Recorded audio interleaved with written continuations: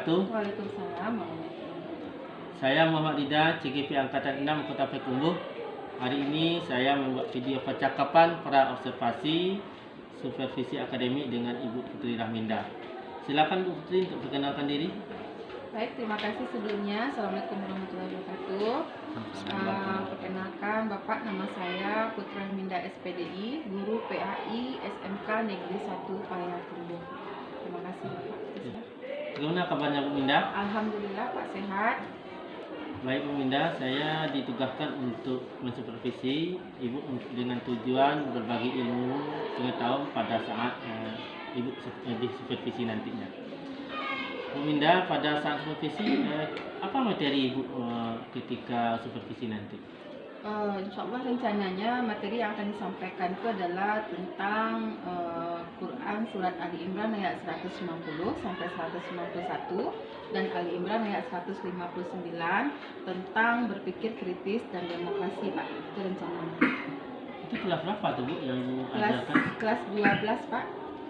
Kelas 12. Dari apa yang Ibu sampaikan tadi, tujuan pembelajaran apa tuh Bu tentang berpikir kritis dan demokrasi? Oke, baik Pak. Tujuan pembelajaran nantinya adalah yang pertama, peserta didik dapat menganalisis hukum bacaan yang terdapat di Quran Surat Ali Imran ayat 190 sampai 191 dan Ali Imran ayat 159. Kemudian peserta didik dapat mengaitkan isi kandungan yang ada di Surat Ali Imran ayat 190, 191 dengan Surat Ali Imran yang ayat Ali Imran ayat 159 tentang berpikir kritis dan demokratis. Yang ketiga, peserta didik dapat menyimpulkan isi kandungan atau tafsir dari kedua ayat tersebut serta menerapkannya dalam kehidupan sehari-hari. Demikian aja Pak. Berarti salah satunya dari tujuan pembelajaran itu agar peserta didik bisa memahami hukum tajwid ya Bu? Ya, dari betul, Pak. Surat Ali Imran 190 sampai 191 dan Ya. Surat Ali Imran 159. Ya. Langkah-langkah pembelajaran yang di supervisi nanti Bu Minda, seperti apa langkah-langkahnya mulai dari awal proses pembelajaran sampai di akhir penutupan nanti? Adapun langkah-langkahnya sesuai dengan RPP yang akan saya pakai nanti. Yang pertama adalah kegiatan pendahuluan Pak. Dalam kegiatan pendahuluan ini seperti biasa, yang pertama adalah hal yang dilakukan adalah yang pertama mengucapkan salam kepada siswa, kemudian mencek kondisi kelas dan kondisi kehadiran siswa, kemudian berdoa dan membaca Al-Quran bersama siswa. Dari langkah-langkah yang Ibu sampaikan bagus sekali Bu Minda, sudah menarik untuk anak, karena dari langkah-langkah yang Ibu sampaikan tadi, siswa yang tidak tajwid bisa jadi paham tentang tajwid, karena kebanyakan siswa ada juga yang tidak paham tajwid. Bagaimana dia akan bisa baca Al-Quran. Kemudian juga nampak ada di sana langkah-langkahnya, peserta didik itu akan bisa memahami isi kandung dari surah Al Imran. Kemudian juga berdiskusi kelompok ya Bu? Iya. Diskusi kelompok. Ya. Jadi Bu, pada saat proses pembelajaran nanti, dalam pandang Ibu, masalah apa yang akan muncul pada saat PBM nanti? Kalau menurut pendapat saya Pak, karena ini metodenya adalah PBL, kan mereka akan berdiskusi kelompok ini, kemungkinan besar yang akan muncul itu adalah ada siswa yang aktif, ada yang siswa yang tidak aktif, ada siswa yang fokus, ada siswa yang tidak fokus. Ada juga siswa yang berani berbicara nanti, ada juga siswa yang tidak berani berbicara nanti. Nah, jadi kalau sebelumnya karena sudah pernah melakukan PBL ini, maka memang masalah yang paling utama muncul itu adalah ada siswa yang tidak mampu mengutarakan pendapat mereka dan mereka mengharapkan atau mengandalkan teman-teman yang bisa berbicara, yang bisa berpendapat. Jadi mereka hanya diam, gitu ya. Itu permasalahan yang sering muncul. Jadi dari permasalahan yang muncul itu, Minda, kira-kira apa strategi Ibu untuk mengatasi masalah itu? Rencana saya Pak untuk mengatasi permasalahan itu adalah karena tadi saya membagi kelompoknya, saya membagikan kelompok, ada siswa yang aktif, ada siswa yang tidak aktif. Jadi nanti akan disatukan. Jadi saya meminta agar adanya tutor sebaya. Jadi sehingga kalau seandainya ada siswa yang tidak aktif, ada siswa yang aktif, jadi yang aktif ini akan mengajak temannya agar bisa aktif untuk berdiskusi. Kemudian strategi berikutnya adalah saya akan memberikan video-video motivasi atau video-video yang menarik agar yang mahasiswa saya yang tidak aktif akan ikut aktif dalam menyelesaikan masalah tersebut. Mungkin itu saja, Pak. Jadi siswa yang tidak aktif itu bisa dengan tutor sebaya, Ibu. Bisa. Tutor sebaya supaya bisa dibantu teman-teman yang kurang aktif. Ya, betul. Mungkin ada tambah motivasi dari video-video pembelajaran, Ya, Ibu.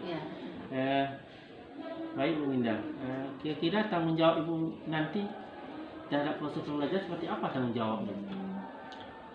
Setelah ini maksudnya, Iya, Pak ya. setelah ini. Jadi harapan saya setelah proses belajar mengajar ini, setelah menerapkan. Assalamualaikum warahmatullahi wabarakatuh.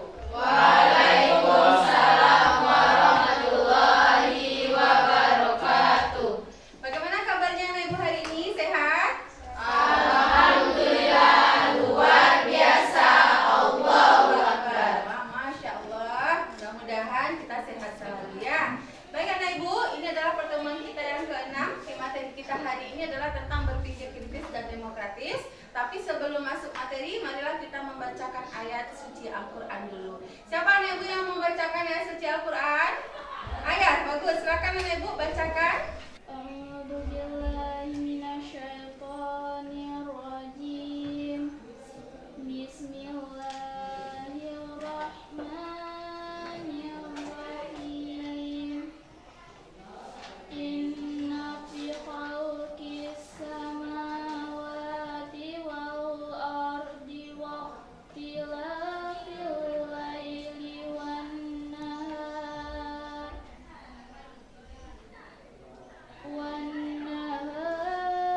la ayatin li ulil albab. Shadaqallahul azim. Terima kasih Anak Ibu. Selanjutnya kita juga berdoa dulu ya sebelum membuka pelajaran kita ini. Silakan kita kelas berdoa. Siap gerak. Sebelum belajar marilah kita berdoa. Berdoa mulai. Bismillahirrahmanirrahim. Amin. Berdoa selesai. Baiklah Anak Ibu, setelah kita membaca Al-Quran, jika kita sudah berdoa, marilah kita serahkan kepada Allah agar pembelajaran kita hari ini mendapatkan ridho dari Allah, mendapatkan pahala di sisi Allah. Amin, amin ya robbal alamin. Nah, sebelum kita masuk ke pelajaran kita, mari kita menyanyikan Indonesia Raya dulu Anak Ibu. Ini apa ini? Tanda kita ada rasa nasionalisme di diri kita masing-masing. Oleh karena itu, Ibu harapkan kepada Anak Ibu untuk berdiri. Kepada Anak Ibu semua, silakan berdiri. Menghadap ke saya semua ya.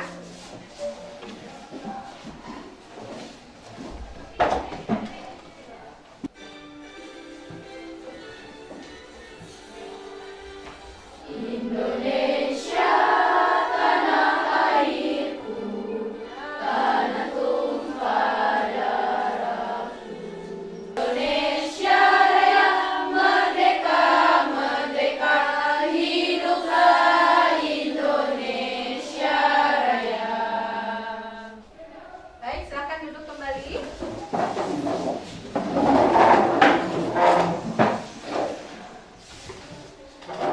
Nah, siapa yang tidak hadir hari ini? Aisyah satu, siapa lagi? Apa kabarnya, sakit? Ya. Mudah-mudahan Aisyah segera sehat ya dan bisa berkumpul lagi dengan kita nanti. Oke. Nah, selanjutnya kita sudah belajar minggu kemarin tentang apa? Siapa yang masih ingat? Apa materi kita? Tentang munakahat. Ingat ya? Masih ingat munakahat atau pernikahan dalam Islam? Siapa yang Anak Ibu yang masih ingat apa itu yang disebut dengan pernikahan? Ya, siapa? Kak Tasya, silakan Tasya. Apa yang disebut dengan menikah, Tasya? Akad yang menghalalkan Ya. hubungan antara laki-laki dan perempuan Bagus. yang bukan mahram menjadi halal dan sekali, masih ingat berarti ya. Nah, apa kaitannya dengan pelajaran hari ini kira-kira? Nah, anak ibu nanti kan berumah tangga itu, bisa saja dalam rumah tangga itu akan terjadi percekcokan mungkin, atau tidak pun percekcokan, nanti ada permasalahan yang harus dimusyawarahkan. Nah, itu kaitannya dengan pelajaran kita hari ini. Baik, selanjutnya sebelum kita masuk ke materi anak ibu, kita harus mengadakan yang namanya pre-test dulu ya. Nah, ini ada beberapa kertas yang akan ibu bagikan ke anak ibu masing-masingnya satu ya. Silakan. Nah, untuk soalnya sudah ibu bagikan, kirim ke grup kita berupa link soal ya. Silakan anak ibu buka, anak ibu jawab di kertas yang sudah ibu bagikan tadi. Waktunya 5 menit dari sekarang. Karena soalnya nggak banyak anak ibu ya. Silakan dijawab di kertasnya. Dah? Sudah selesai? Sudah ya? Sudah. Tunjuk kertasnya siapa yang sudah selesai? Saya, Bu. Oke. Nah, silakan dikumpulkan. Boleh, silakan. Materi kita kan tentang berpikir kritis dan demokratis. Nah, ini adalah KD-nya. Ya. Siapa yang mau membaca? Silakan baca KD-nya, Ibu. Ya, silakan. Teruskan suaranya ya.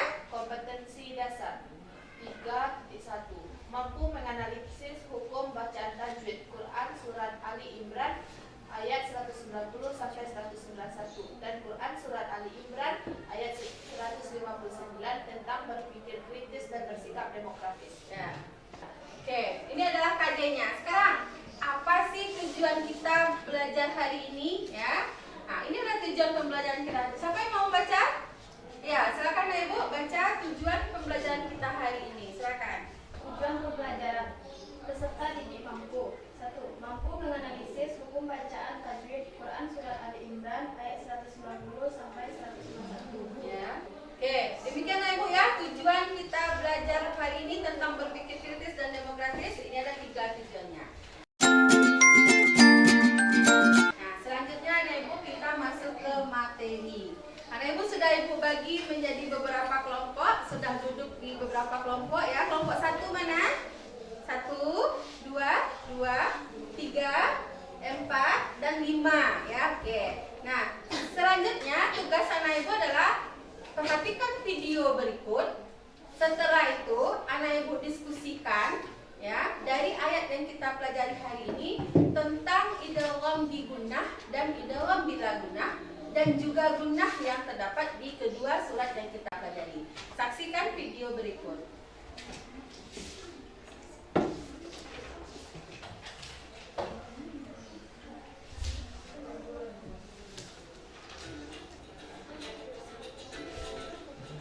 Assalamualaikum warahmatullahi wabarakatuh. Bertemu lagi dengan saya Ratna Hadiarisi di channel Ngaji Bareng 04. Pada pertemuan kali ini kita akan melanjutkan belajar ilmu tajwid, yaitu mengenai hukum normati dan tanwir, yaitu mengenai idgham bi gunnah. Oke, nah dari tayangan video tadi dapatlah kita ambil kesimpulan idgham itu ada 2, ada idgham bi gunnah, ada idgham bila gunnah. Nah, sekarang diskusikan di kelompoknya masing-masing, cari atau identifikasi atau menganalisis surat Ali Imran 190 sampai 191 dan Ali Imran ayat 159. Silakan kerjakan, waktu Ibu kasih 15 menit. Silakan.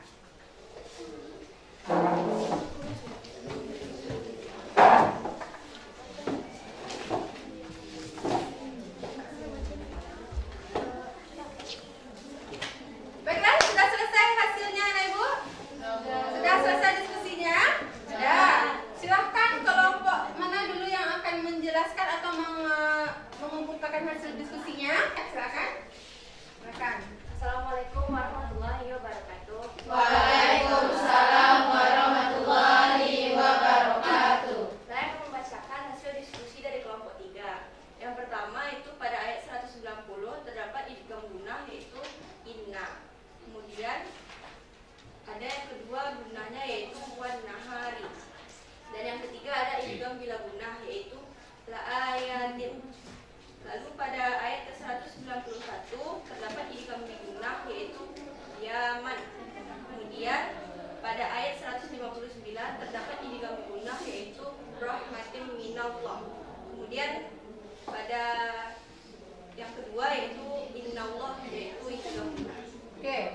ya. Apus pula lah untuk kelompok.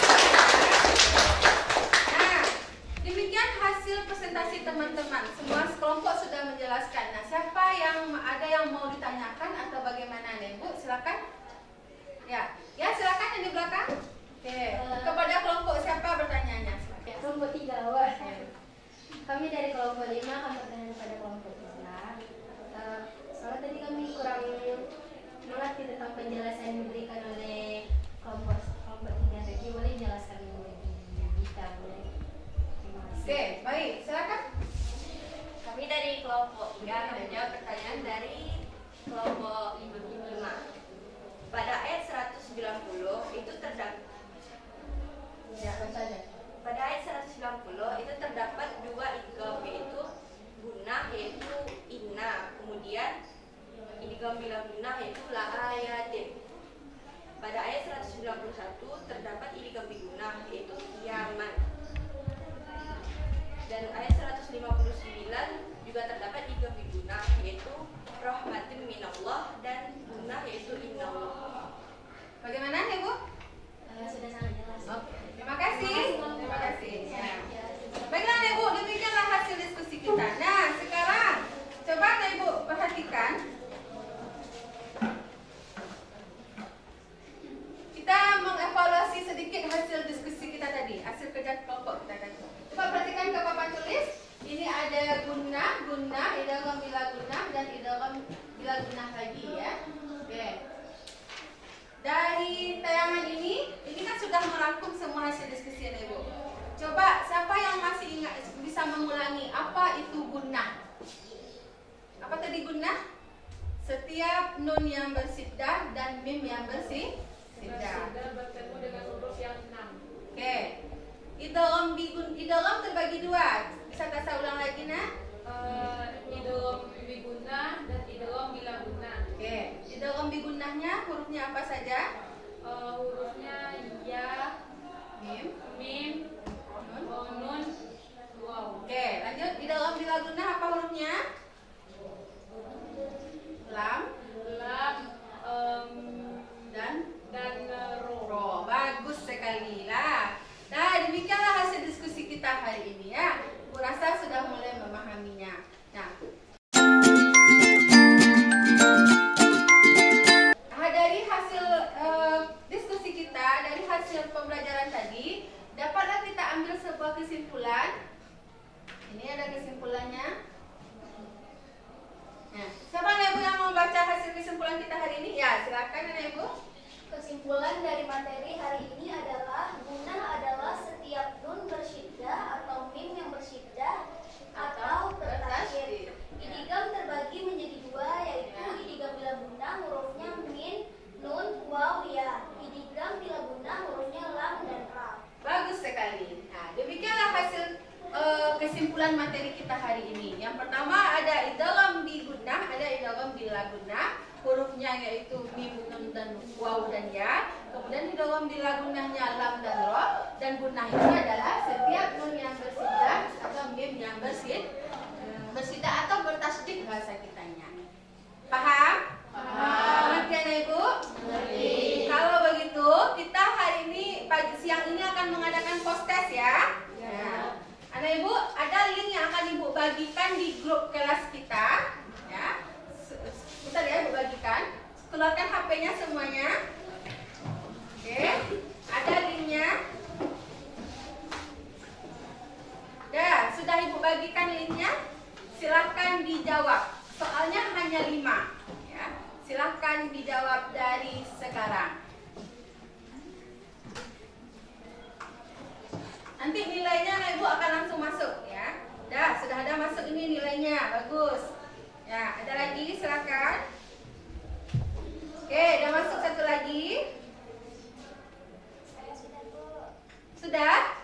Bagus. Sudah masuk. Oh iya, bagus. Nilainya bagus ya. Bagus dah kalau nilainya. Ada lagi? Sudah masuk ini? Siapa ini? Oke, Nurul sudah masuk ya? Oke. Sudah semua? Aku rasa sudah semua karena nilainya sudah masuk. Ibu lihat ya. Baiklah Ibu, demikianlah pembelajaran kita hari ini. Insya Allah minggu depan kita belajar tentang isi kandungannya lagi. kandungan surat Ali Imran ayat 190-191 dan isi kandungan atau makna dari surat Ali Imran ayat 159. Jangan lupa dibaca di rumah, pahami di rumah karena minggu depan kita juga akan mengadakan pretest dan posttest.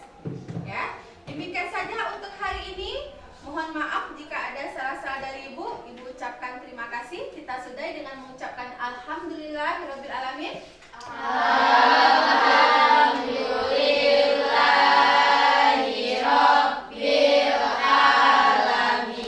Assalamualaikum warahmatullahi wabarakatuh. Waalaikumsalam, Pak. Apa kabar, Bu? Alhamdulillah sehat.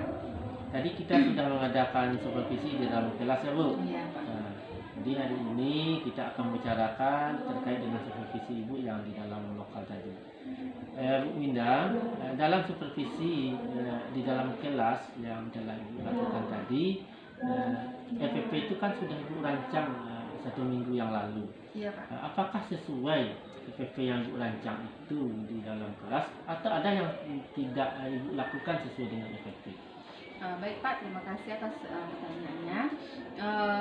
Dari proses tadi, dari PPM tadi, langkah-langkah yang saya lakukan itu sebenarnya sudah sesuai sebenarnya dengan FPP. Ya.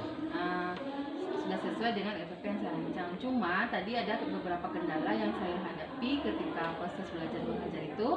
Di antaranya adalah masih banyaknya siswa atau masih ada beberapa siswa yang belum aktif melakukan diskusi dalam proses pemecahan masalah. Iya. Sedangkan metode yang saya gunakan itu adalah pemecahan masalah, Pak. Iya. Jadi kendala yang saya hadapi itu kalau untuk langkah-langkah di FPP-nya sudah sesuai, Iya. cuma tadi ada kendalanya di siswanya sendiri.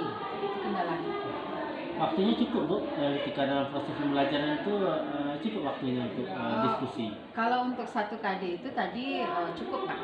Cukup. Cuma ya karena diskusinya cukup menarik tadi bagi Iya. siswa, memang agak keteteran tadi sedikit, Pak, gitu ya.